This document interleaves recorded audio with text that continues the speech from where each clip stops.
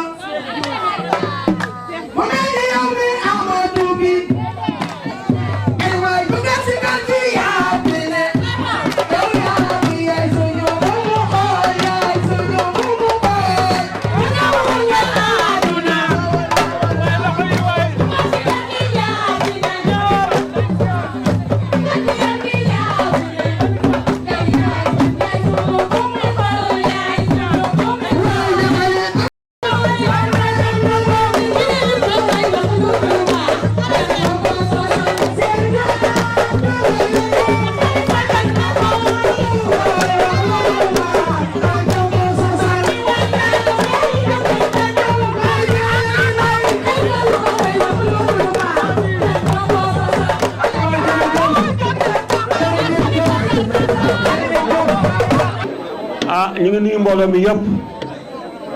góor jigéen mag ndaw Xalifa ñu ngi lay nuyu di la siyaare di la baal wax di la baal wax yaay suñu sëriñ ñu ngi lay nuyu di la siyaare di la baal wax di la baal wax di la ñaanal yàlla ak délégation bi nga àndal yëpp nag góor jigéen mag ndaw fi mooy njaago ñu dal ñu ko di la yëgal ne kii nga àndal tey jii sama doom la mag may baayam te it nit ki booy ànd ak moom war nga xam ki nga ànd ak mooy kan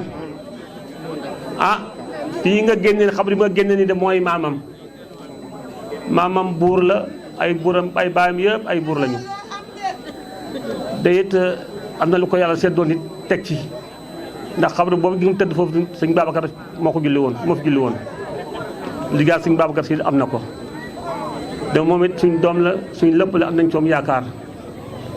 jaar na fi mu war a jaar ba yegsi fi mu war a yegsi jàng na ba am ay diplôme xëy na yàlla dogal indi ko la ay kaay ñu ngi koy ñaan yàlla defal ko jàmm defal ko la mu bëgg Xalifa nag wax dëgg yàlla kon fii mooy njaago li nga war a def nga ko ak si nga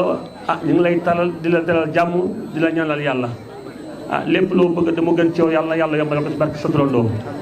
ñi ngi ñaanal góor ñi ngi ñaanal jigéen ñi ngi ñaanal mag ndax ñi fi nekk ñëpp xam nañ kenn ku ci ne suñ mbokki jege neewee yëpp gis nañ leen wax dëgg yàlla it man mi may président collectif chef village bi njaago fi mooy njaago compte 40 villages en même temps je suis le vice-président du département compte 286 villages du département je suis le président collectif adjoint wax dëgg yàlla kon it di ngi leen di ñaanal bu baax a baax yàlla dëgëral seen taxawaay yàlla jàppandal seen mbir ñu ngi leen di masawu ci coono yi di leen dalal jàmm di leen ñaanal yàlla bismillah auzu billahi mina seytaani rajim bismillahi rahmaani rahim ñoo ngi nuyu mbooloo mi fi teew yëpp di commencé nuyu bi chef du village mu jël kàddu sànq ñu dégg li mu wax rafetlu ko lool bu ñu paree di nuyu kilifa diine yi fi nekk ak yi nga xam ne nekkuñu fi di taalal suñu loxo tamit suñu président Khalifa Ababacar Sall di la wax dalal ak jàmm ci njaago fii nag moom mooy njaago ñu ngi fiy dalal tey suñu gan suñu président donte nag gisewuñu woon mais ñu ngi doon topp parcours bi ak lucidité bu am solo mu nekk koo xam ne neex naa wone biñ doon wax ñu doon gëm léegi nag bu ñëwee toog yaakaar naa ni tungu ni du teew ñuy nataal ci dëkk bi li mu njëkk a def mooy dem ci mausolée bële kon ñun xalifa gi foruñ ko président ñëw nga nag suñ terre natale mu nekk une grande fierté ci ñun bu ma yeboon nag ne bu ma convoqué histoire c'est une première peut-être nag mën nañ ma weddi wala mu am te yëguma ko mais ba ma juddoo ba léegi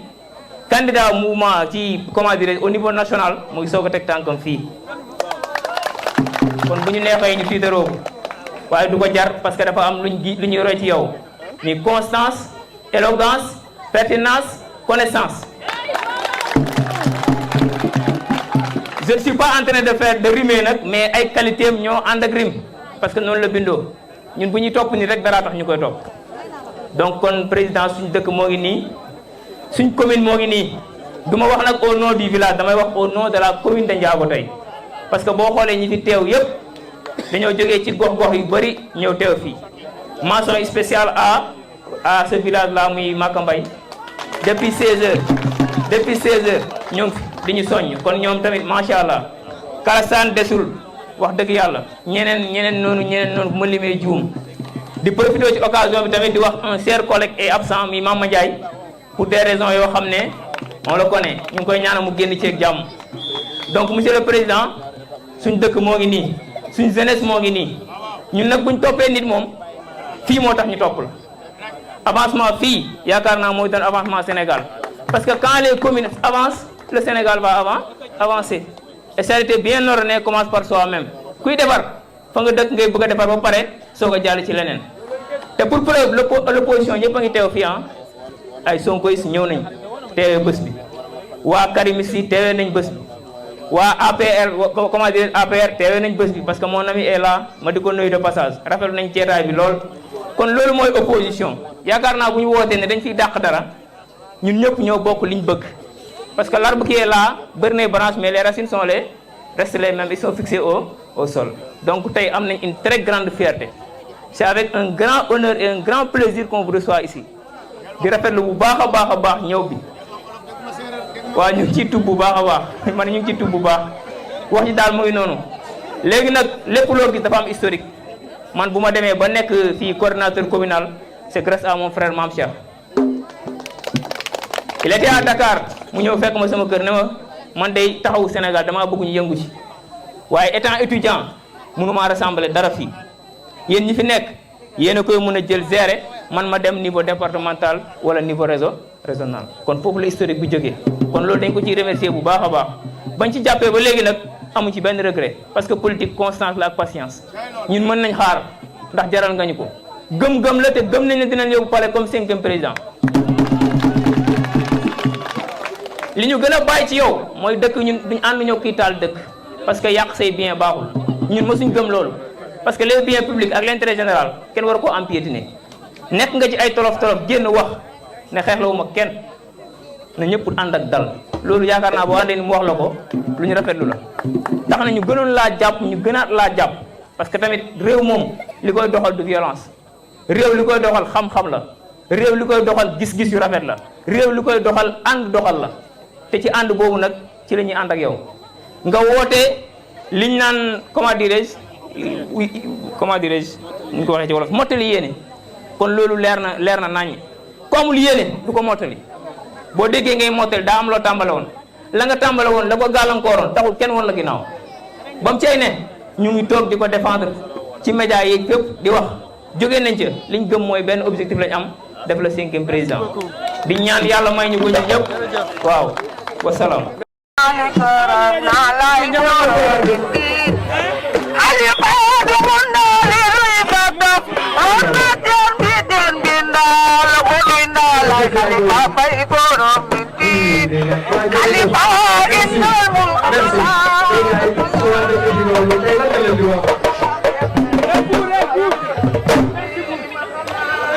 auzu billaahi mina sheytaani rajiim bismillaahi rahmaani rahiim ñu ngi sant yàlla bu baax ginnaaw bi ñu jullee ci yonent bi di gërëm sunu waajur yi fi nekk di gërëm sunu yaay booy sunu papa sunu président sunu leader sunu référence Khalifa Ababacar Sall di sama sang di sama wéeruwaay dalal ak jàmm fii nga xam ne mooy Ndiago Téeréer yaakaar naa ne kàddu yi nag du bëgg du bàyyi parce que sunu waajur Baye Mbaye Diouf moom mi la dalal di borom dëkk wax na lépp ak sunu coordinateur Ousseynou Fall comme li Ousseynou wax sànq rek buñ convoqué histoire mun nañ ne c'est la première fois fii ci Ndiago ñun biñ juddoo ba léegi un leader national di laaj réew mi teg fii tànkam peut-être ñu bëri duñ ko jàppee dara mais ñun ñi nga seet si ñuy say doom di sa njaboot ñu nekk ak yow Dakar nga taxaw ñu ci fépp nag ci lépp parce que dañ ne un leader politique souvent dañuy jàpp ne leader yi dañuy utiliser ndaw ñi ci à des fins politiques di leen xamal ne kii toog bi muy nekk ci ay tolof seetaanuñu ñun ñuy njabootam bi mu génnee nekk ak ñun seetaanuñu ñun ñuy ay njabootam seede bi ma ciy jël rek man mii nekk étudiant di jàng Dakar am naa formation bu ma pare ba soutenir ko yàlla ak ville de Dakar la te bu ville de Dakar la nekk nekk muy maire Barthélémy Dias ñu ngi lay gërëm ci loolu bu baax président Khalifa Sall di la waxaat fii mooy Ndiago Thiéréer fii mooy suñu chef natal comme ni ko Ousseynou waxee sànq ñun lu ñu am président Khalifa souvent man dama naan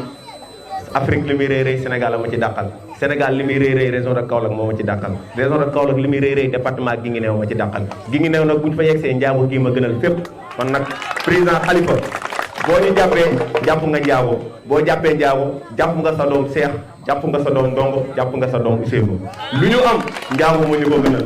lu ñu am sunu yaay yi nga xam ne 16h ba léegi bind leen président Khalifa daf fii ñëw dañu bàyyi seen yitte yëpp ñoo génnee bank yi ñoo génnee seen yi toog bale mbedd mi di la xaar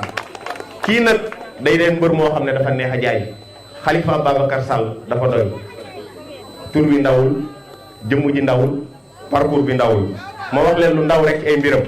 bi mu nekkee ci ay tolof tolof li ñeneen ñi newoon ci ay tolof tolof li doon def moo leen gënoon a baax position bu ko neexoon def ko ñun ñi ay ndaw bañ jógee ne Dakar en flamme moom moo génn ne tàlloowuma kenn pour taal demoo ci sama ndigal toog leen lii natt bu ma yàlla teg la dinaa ko dund te bu jeexee dinaa génn laajaat réew mi noonu la ko yàlla def li mu def ci kaso nit musu ko def fanweeri weer ak juróom la tëdd kaso tëdd ko dignement musul feebar musul web musul tam nit dëm musul def dara dafa génn baale ñëpp baat bi mu njëkk a wax mooy jéggale naa kon kii jullit la gor la nitu jàmm la leneen li ma leen di dooleen ginnaaw xalifa gi mu tudd li mu def ci bërëb bu góor gii nga xam ne ñun moom la ñuy sagoo muy El Hadj Cheikh Diouf bi mu tegee tànkam ci dëkk bi dafa njëkk a dem ziar ko bu demee ci dëkk la muy njëkk a xool mooy barabu julleekaay ba ak fañ denc mag ñu baax ne kon kii nitu diine la sunu candidat ñëwul nag pour di ko tagg mais ay qualité lañ leen di wax kii dañu toll ci réew moo xam ne réew mi dafa jaxasoo merci valeurs yi dem nañ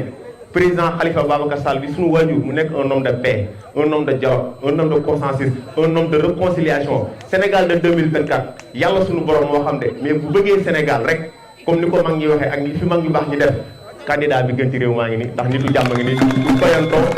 xaste mosoo dégg ñu ne Khalifa moo wax nit lu bon mosoo dégg ñu ne Khalifa moo joxoon nit moo nee naa tey si suba rek wax naa ko sama benn xarit nee naa ko ba muy politique ba léegi 93 ba léegi mu yor ay ndombay tànk 2000 ba léegi mu ne ci opposition di ñaar fukki at ak ñett mu ne ci opposition mosoo koo dégg mu wax nit lu ñaaw te mosoo dégg mu wax dara ëllëg mu génnaat waxi démbam ak waxi teyam wute ku gis baaru président Khalifa Babacar Sall nga ñëw jël samay bain man maa koy wax fu ma toll ci plateau yi maa ngi leen di sant di leen gërëm di wax nag président Khalifa kontaan nañ trop ci ñëw bi nga ñëw fii merci beaucoup ñu ngi jégalu ci guddaay kàddu yi merci beaucoup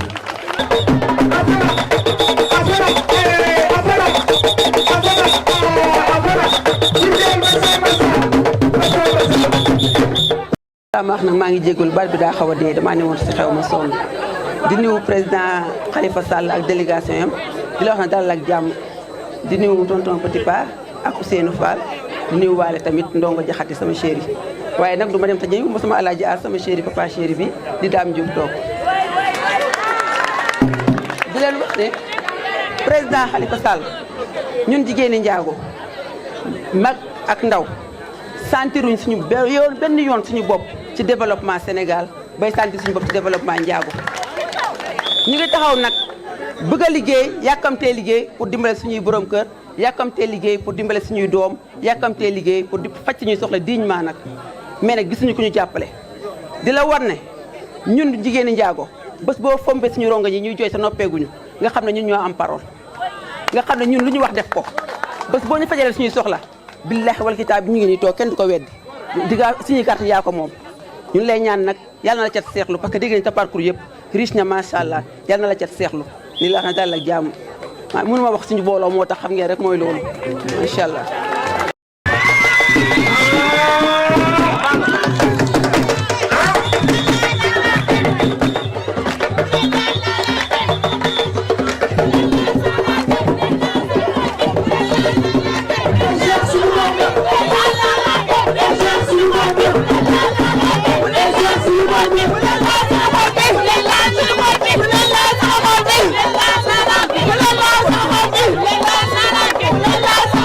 Let's go.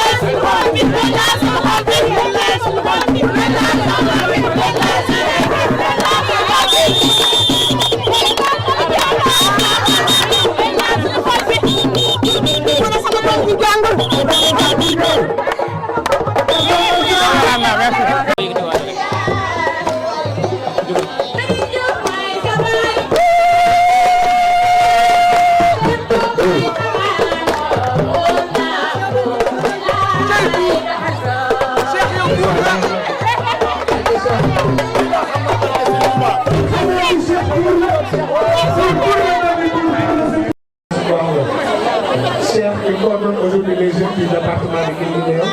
et il coordonne les étudiants de Taxawu Sénégal au niveau de l'université Anta Diop. Au moment bi ñu ñëw,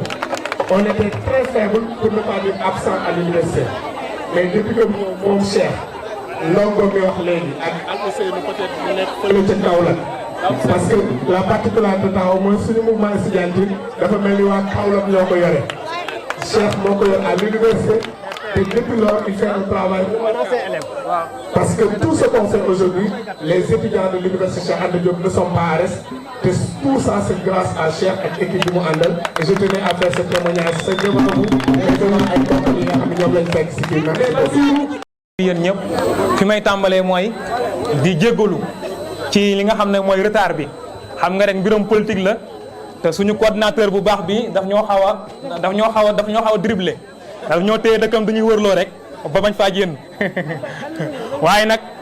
ku toog 16h ba tey 22h jot nga toog di xaar kon ñu ngi jéggalu bu baax ay mag ngeen tey xam ngeen ni fii dañuy teel a tëdd ndax suba dañuy war a xëy dem ci tool yi ndax góob dafa tàmbali. ndax fii suñu fierté la su may ànd ak jeunes yi yëpp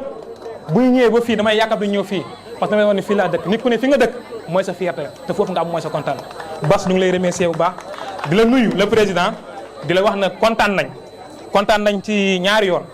kontaan nañ ndax kii wax na ko sànq Ousseynou c'est la première fois leader buy laaj réew mi ñëw fii dans la commune de Ndiago kon loolu sag la su ñun bu ñu nekk ay xale topp la di dem di ñëw di ñëwaat dem di lay tàpp Dakar ak fépp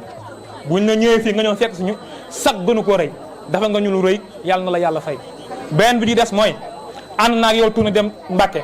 ànd naa yow tourné dem Touba ànd naa yow tourné dem Rufisque ànd naa yow tourné dem Louga waaye tournée yooyu yëpp bee ma ci dàqal tey ndax fii nga ñu fekk suñu département tournée yooyu yëpp guddi gi ma ci dàqal ndax tey nga ñëw fi ma dëkk ndax di gis ngay dem rek di esthétique nit di ci sonn ñëw naa leen xalifa du ñu gis xalifa waaye tey bi nga waxee na nga fii ñëw xol bu sedd guy nañ si àndal maa ngi jégalu nag am na ay fans Barthélémy Dias yu fi nekk ay maire yu ko bëgg bi ma leen ko waxee waaye nag Barth mujj ta ñëw ñu ngi siy jégalu bu baax a baax bon kaddu yi xam naa du gudd ndax gudd na ba pare ndax dañoo waroon def fii 5 villages yu ñu war a wër ndax boo xoolee la commune de Ndiago 40 villages la je parle sous le contrôle de mon père muy le chef de village donc mënuñ ko war a def ndax dafa guddi ba pare te war ñu war a dem Guinguinéo mais bu ñu jógee fii am na ñaar yu ñu war a def rek soog a jàll Guinguinéo kon je pense que ñu kaddu yi dañ koy gàttal benn may wax ñetteel bi nga xam mu gën maa neex nag mooy fii mooy Ndiago man fii laa dëkk benn mooy sa turandoo di sëriñ Babacar Sy moo julli fii tàkkusaan bi mu demee sama turandoo di ci El Hadj Cheikh Diouf ñëw def ko ay sàkket du si julli ba mu tey mu def jàkka moom lañ def si kanamu jumaa ji ne kon boo fu ñëwee wàcc sa oto dem dugg ba ci biir ziare ko mu nekk mu xaddamu sëriñ Babacar Sy ndax sëriñ Babacar Sy moo ko jox ijaaza boole koog sëñ Makhtar Sall mu xam mooy représenté sëriñ Babacar Sy département bi kon contentement lañ ci am ak mbégte di la wax na la xalifa président ñun n'importe qui ne peut être suñu leader ndax yàgg nañ fi j'étais le président des étudiants de la commune de Ndiago j'étais le président des étudiants du département de Guinguinéo j'étais le président de la commission sociale des étudiants de l'UREC union régionale des étudiants de Kaolack kon travaillé nañ bu baax xam nañ ni dëkk bi nu mel ndax gis nañ fii ni ñu population bi ñu dund fii duma la ko wax jaaree nga panal ba li ngay dugg fii yaakaar naa ne boo yeggee tey foo tëdd na nga nelaw ndax raana bi métti na kon maa ngi koy tooñ sànq Bass ma ne ko bu ngeen dematee plateau ngeen daje fa ak Pape Malick Ndour le ministre de la jeunesse muy wax di glorifié wu nee leen ko jaar naa sama dëkk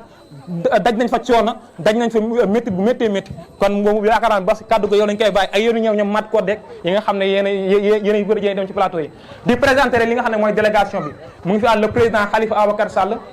ñu ngi ànd ak aussi le maire Madior Diop mooy maire de Grand Yoff ñu ngi ànd ak ki nga xam ne suñu ancien muy Ali Koura ñu ngi koy ziar ñu ngi ànd ak ñi nga xam ne waa CAPS Ndeye Souka ngi ne ñu ngi koy nuyu ak la présidente des femmes muy Aïssatou madame Mbacké ñu ngi leen di nuyu yéen ñëpp waaye ñu ngi ànd ak le coordonnateur des jeunes di nit ku dynamique di Bassirou Sam merci témoignage yi waaye ñu ngi ànd ak aussi suñu coordonnateur départemental muy Cheikh Mbacké Sok mu ngi nii toog dañuy wax ne Khalifa sag la si ñun waaye Cheikh Mbacké Sok sag la si ñun ndax le département de Kaolack compte 12 communes le département de Nioro compte 16 communes le département de Kaolack compte 14 communes boo ko boole mi 42 communes sur les 42 communes seul maire taxawu Sénégal bi fi nekk c'est Cheikh Mbacké Sok kon loolu fierté la ak contentement la ndax dama koy seetal bi leen nañoo dem élection locale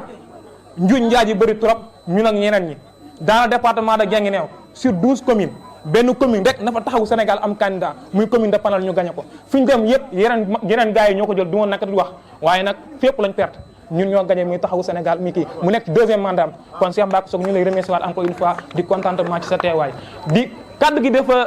damaa kontaan ndax fierté la su ñun Khalifa ñëw fi di leen wax ne nag waa Njaabo waaye jaa ngi nii waxam bëriwul waaye jëfam bëri na xeebul kenn ñëpp la nawloo ku ne mën na koo tardal fu ne di lay wax ne mooy ki nga xam ne il a fait 32 mois de prison bi mu génnee dafa wax ne amul rancœur ni rancune li ma dal nattu yàlla la bi may dem xam naa ne politique moo ma ko teg te xam naa ni lu ma yàlla wax ne war naa see jaar dund naa ko jeex na fàtte naa ko mënoon na génn di caalit wala di xalab wala di def leen wala moo nekk prison di dem naan maa ngi service médical sama diabète bay yéeg sama suukar see yéeg wala nangam waaye yooyu kenn dégg ko il a fait 32 mois de prison personne mosu koo dégg mu sëqat wala mu génn ba mu génnee taxaw amul kenn ku mos a dégg mu wax ne diwoo ma ko teg wala diwoo mu wax lii wala diwoo mu wax lii wala diwoo mu wax lii te nag bi opposition bi nga jaxee ñëpp toog ji moom moo sol dàllam nank par nank kenn yëgul dañuy jékki-jékki gis photo moom Abissi ñu jékki-jékki gis photo moom ak Malick Gakou ñu jékki-jékki gis photo ñaar dañ koy teg weer ñu teg li nga xam ne mooy la grande coalition opposition bi nga xam ne ba fi Sénégal di am léegi mosu ko fay am ci taxaw nga am muy Yewwi Askan Wi bu amee c'est grâce à lui moo ko teg kon Khalifa remercier nañ lay remercier yow sagu Sénégal nga sagu Sénégal opposition nañ laa war a remercier ndax buñ ngeen ba tey ba local jot wala ñu ngi am 80 députés 83 députés pour mën a toll ak li nga xam ne mooy parti pouvoir liggéey boobu yaa ko liggéey te ba nga koy liggéey ci Covid 19 wala ku nekkee toog seen kër nga sol say masque jóg du koy dugg ci kër yi porte à porte du koy liggéey ci leader yi kon Khalifa encore une fois ñu ngi lay remercier bu baax a baax di remercier aussi le coordinateur communal muy Pape Bouyali di le fils de Mbaye Ndiaye Bouyali de l'ancien député au niveau départemental de Guinguinéo y a aussi le coordinateur de la LD Debout moom it depuis waa LD wax nañu adhéré li nga xam ne mooy taxaw Sénégal moom toogul boobu ba léegi la ñu àndal tey jii boo ko gisee liggéey moo ñu si jur ci kanam fii nag yàlla coordinateur communal de LD muy Mayoro Ndiaye mu ngi dëkk Kalassane dafa guddi peut-être dafa am ay empêchement moo tax ñëwul il y a aussi le coordinateur de ànd defar Guinguinéo ku ne xam na Mbaye Touré yéen ñaar seen diggante te Mbaye Touré am na mouvement bu tudd ànd defar Guinguinéo il a ici un coordinateur qui s'appelle Mama Ndiaye dafa am nag benn malade war nañoo jàll dëkkam mais mu jàll Kaolack ci ay urgence hôpital kon donc ñu ngi koy ñaanal aussi yàlla may ko wér ci loolu noonu moo tax mënu teew mais bëggoon na koo teew moom mooy le coordinateur de Mbaye Touré ici à Ndiago di la wax ne Khalifa kontaan nañ lool jàppal ne ñu ngi sa ginnaaw ay ndaw lañ kii c'est Ousseynou Fall il est un conseiller au niveau de la mairie te ci turu taxawu Sénégal la nekkee conseiller kon fierté la waaw donc ñu ngi lay wax ne ñu ngi remercier ñëpp di remercier jigéen ñi suñu yaayee papa yi ci taxawaay bi yàgg na lool waaw li def lépp xalis ñag bi xam naa bu ñu jógee fii rek la ñuy dem fi nga xam ne moo di Ngàcc Fall siyaare sëñ bi buñ fa paree la ñuy dem fi nga xam ne moo di Màkka Mbay dañ koo dégg ñu wooma ñu ne ma yow say mbokk ngeen te xamoo ne yow say mbokk ngeen te wax naa la ko sànq bu ñu toogee fii kon nag bu ñu fa jaaree xëteeri ñoom mbokk yi ñoom ko gën a xam dinañ waxtaan ak yow dama ko waxoon nag ñëwal fii pour que mu ne mukk du ma ko def na ñëw damaa bëgg mu ñëw fii ma war ko doon fii laa dëkk fii mooy sama fief kon nag bëgg naa bu ñu paree ñu ànd fi incha allah bu ñu paree Ngàcc Fall rek daal maa dañuy dégg Ngàcc Fall waaye Ngàcc Fall nag fii la ci kanam tuuti rek waaw donc fa lañ dem siyaare ci sëñ bi bu ñu paree dem Màkka Mbay maa ngi nuyu yéen ñëpp kontaan naa lool merci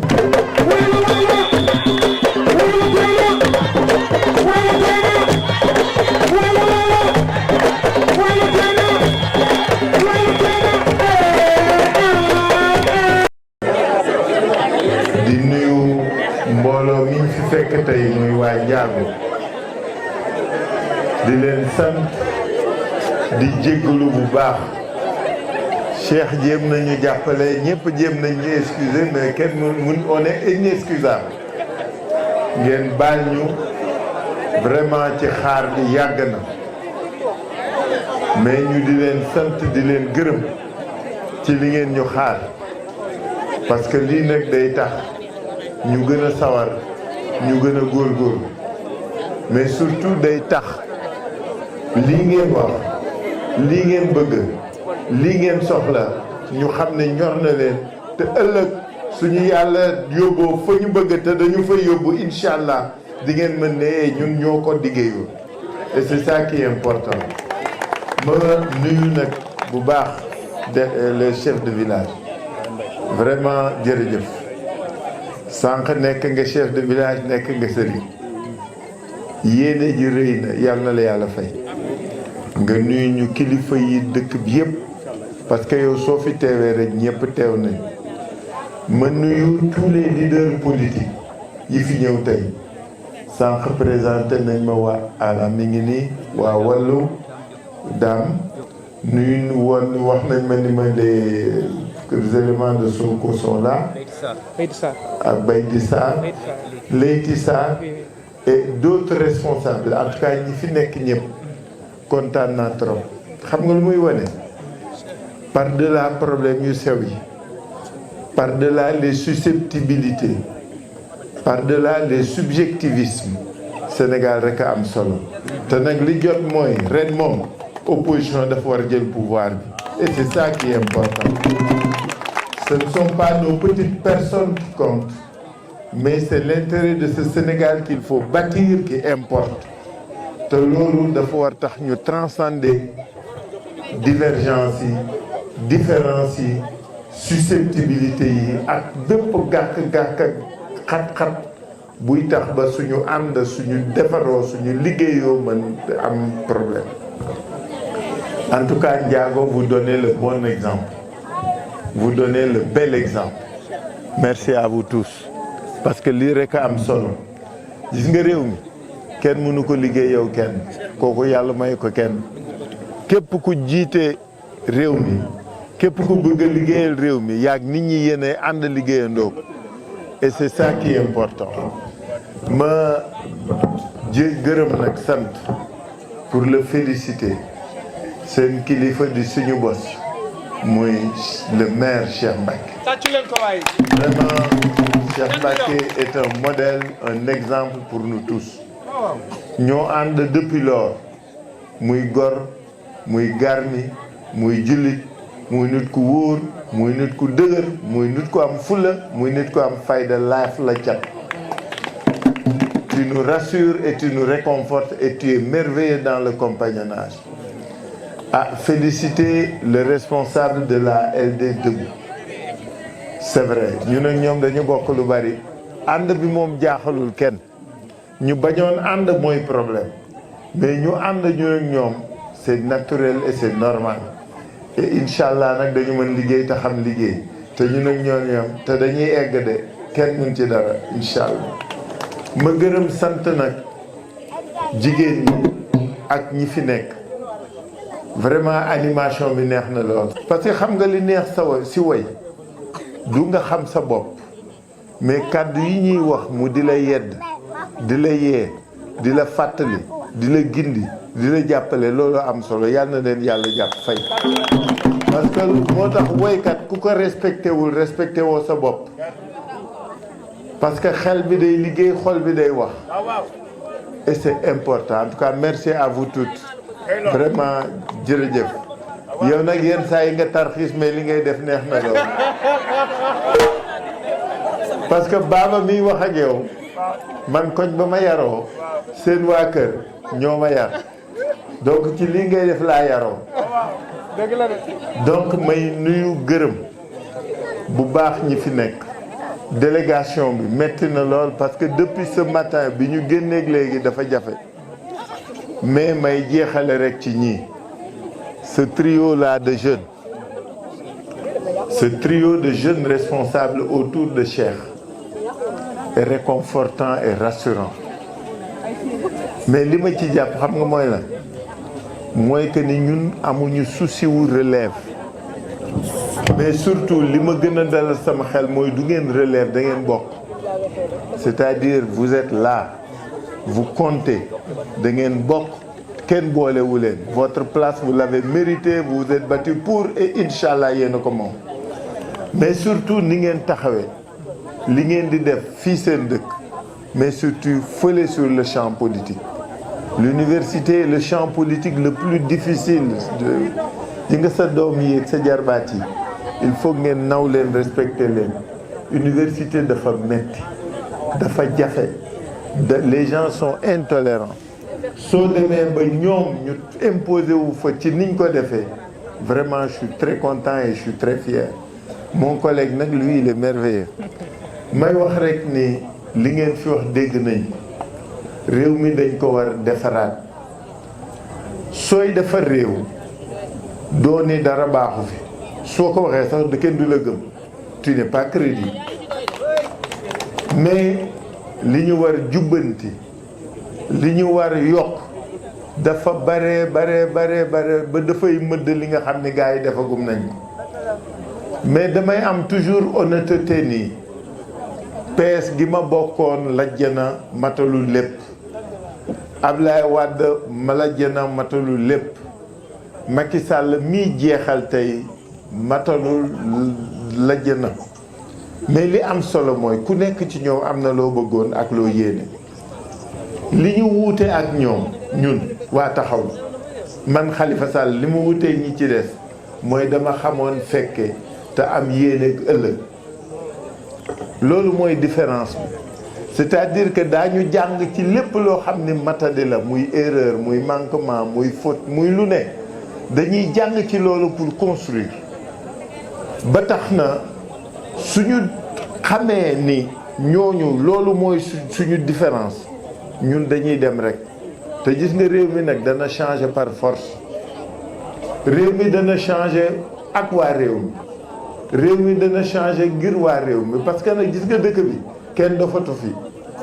gis nga yéen kenn gënu leen xam li ngeen bëgg kenn gënu leen xam fi ngeen jëm neexoon ñu jox leen milliards yi gars yi yoon suñ leen ko joxoon njaago bi changé bu wóor a wóor géej gi néew changé bu wóor donc changé doxalinu réew mi moom mooy liy urgent ñun à taxaw loolu la ñu bëgg a changé doxalin bi xel mi taxawaay bi jëfin bi mais surtout fexe ba ñi nga xam ni ñoom lañ daan liggéeyal ñuy liggéeyal seen bopp loolu mooy changement de paradigme bi yéen ñi nga xam ne dañuy ñëw naan nañ leen defal làmp nañ leen tabaxal dispensaire nañ leen defal hôpital seen dëkk bi kenn gënu leen xam li fi laaj kenn gënu leen xam li fi urgent kuñ ci jox la war nga defal ko sa bopp donc changement yooyu moo war ci réew mi nga jóge Guinguinéo wala Dakar ñëw fii rek di tëppi yenn saa yi gars yi dañ lay déglu xool la mais dañuy ree parce que li nga wax ñoo la ko gën a xam te nit ki nag li mu bëgg soo ko dénkee mu rafetal ko moo tax changement yi nga xam ni ñun moom la ñu bëgg dañ koy wéer ci li nga xam ni moo manqué ci PS moo manqué ci Wade moo manqué ci Macky ñu corriger ko nag jiital askan wi nit ñi ci seen bëgg-bëgg ci seen gëm-gëm ci seen mën-mën